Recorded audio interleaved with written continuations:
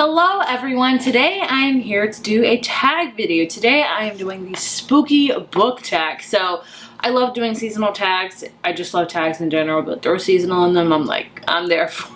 This one I have not done, so yay for new tags for me. It's created by the Book Pusher and I really enjoy her questions, so I'll link her original video down below as well as all the questions. So let's get into the spooky book tag. I'm already planning to do another Halloween tag video too, so all the spooky tags are coming your way. Hope you're ready for that. First question is Corn Maze. What book had you confused and lost from the very beginning?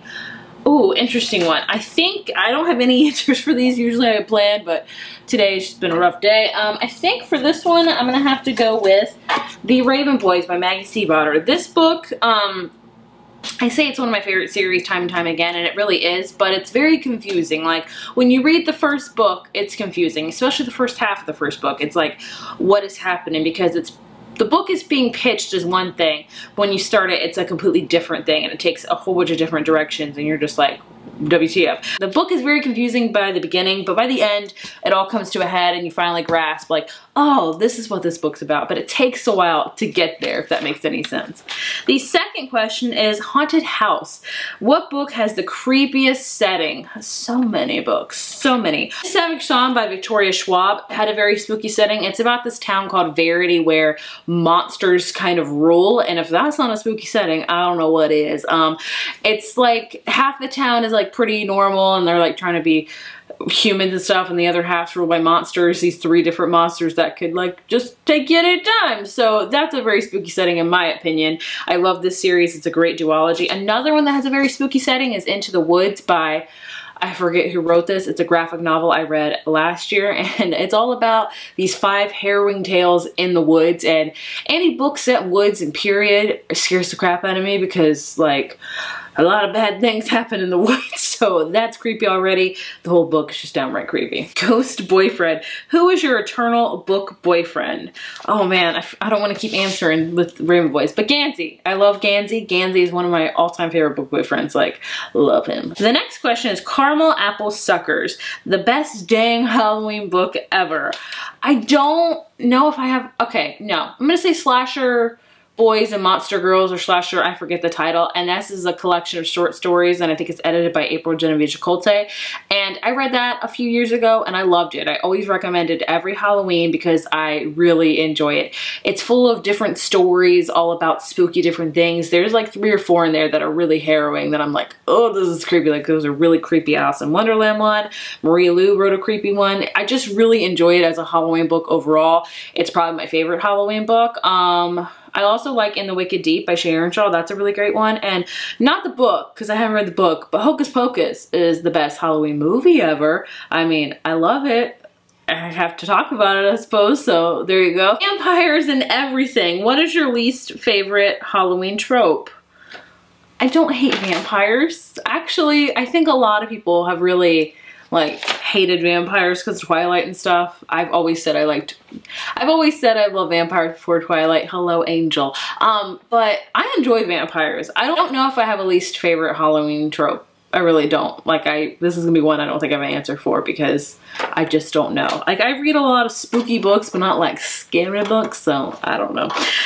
The next question is Pumpkin and Everything. What is your favorite Halloween trope? So many. Vampires. Yeah, I'll say it. I love vampires. I'm always gonna love vampires in books. I wish they would make a comeback, quite honestly, because I need some good ones. Witchy type of books, goodness, those are great. Any ghost books, any like monsters and demon books. I mean, anything really is a great Halloween trope for me, honestly. Evil Incarnate, the most evil villain.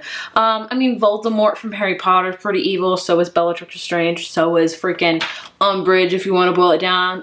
Harry Potter's got tons of really evil villains. I'm gonna say that's kind of unconventional, but I'm still gonna say it, is Joe from You. You is all about a book from the perspective of a stalker named Joe who stalks this woman named Beck, and he does a lot of bad things. Like stalking's bad, but like he does, it's quite scary. Like to me, that's a very scary villain, and it's very like realistic because I know this stuff happens, and it's just so scary. So I'm gonna have to say Joe. Oujji Board, a book that messes with things that you don't want to be involved in. The Wicked Deep by Shay Earnshaw. I say this book because this book is all about these 3 witches that were thrown into the river centuries ago because they were witches, and now because of that, every summer they come back for 2 weeks and inhabit the bodies of 3 local teenage girls, and they lure teenage boys to their death in the water. Like, I don't want to be nowhere a part of that. In this book, people come to this town during those 2 weeks specifically for that reason. Like, I forget what the sisters are called, but they come for that, and it's like a whole big deal, and they love it. I don't want any part of that at all. Like, if I heard that about a town, I'd never visit that town because that's how much a scaredy cat I am. So I love the book, but would I want that in real life?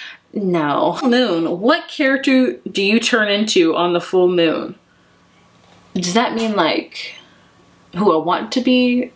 Or like, I don't know. Like, I would love to turn Hermione Granger. I don't know if it's possible. Is it? I don't know. All Hallows Eve and the other world and this world have meshed for one night. World would you like to be swept up in? You know, I guess if the book world and this world kind of collided. Harry Potter, I would love that. Lord of the Rings, I would love that. Those would be just amazing. Probably Harry Potter mostly though, because Harry Potter. Voodoo Doll. What author would you love to take control of and make them write anything you want? Victoria Schwab for sure. I love her writing. Maggie Stiefvater for sure. Also love her writing. Who else would I love? I mean, Leigh Bardugo can get up in there. I mean, let's just get them all and put them in a room and be like, write what I want you to write. Black Cat. What red flags do you look for when first starting out for a book? So I don't know if this means like, you know, like what, I don't know, trigger warnings, I guess. Like if there's books that I know that are very sensitive to me, I tend not to read a ton of. Like, for example, I try not to read a ton of books about miscarriages and infertility and cancer because those are all really personal to my life. Of course I read books like that, but if it's like, I'll have to read that, like prep myself. Any like really gory or like really scary, intense like stuff like that, like if there's torture scenes or things like that, I won't do that. That's a big red flag for me. Like I will not read that. The last question is Witch's Brew, a book that had a lot of different components thrown into it, but the result was magical. Oh, for this one, again, I feel bad, but I'm gonna say it, is The Raven Boys by Maggie Stiefvater. This one has a lot of different things in it. We have a lot of paranormal aspects into it because we have these fortune tellers, and we also have like them trying to wake up this dead king, ley lines, things like that. We also kind of have like some possession going on. We also have ghosts. We have a lot of different supernatural paranormal elements, and it's very confusing at first, but when it gets all together and you understand it, it's truly magical. Like I love this series. The first book is just tough to get through, but the rest of the books are freaking amazing. That was the spooky book tag. I hope you guys enjoyed it. I always love doing a good Halloween tag. Rest assured I'll be doing some more on this channel for the rest of the month. I hope that is okay. Let me know if you guys like kind of tags like that. I would also love to know if you would like a fall favorites video of like my favorite, you know, movies, shows in the fall I love to watch, favorite outfits, favorite things, like just kind of fall things in general. I would love to hear if you want that. I would love to make that for you. It kind of like encompasses all of my fall loves. If you enjoyed this video, be sure to give it a thumbs up, hit subscribe, and I will see you guys in my next one.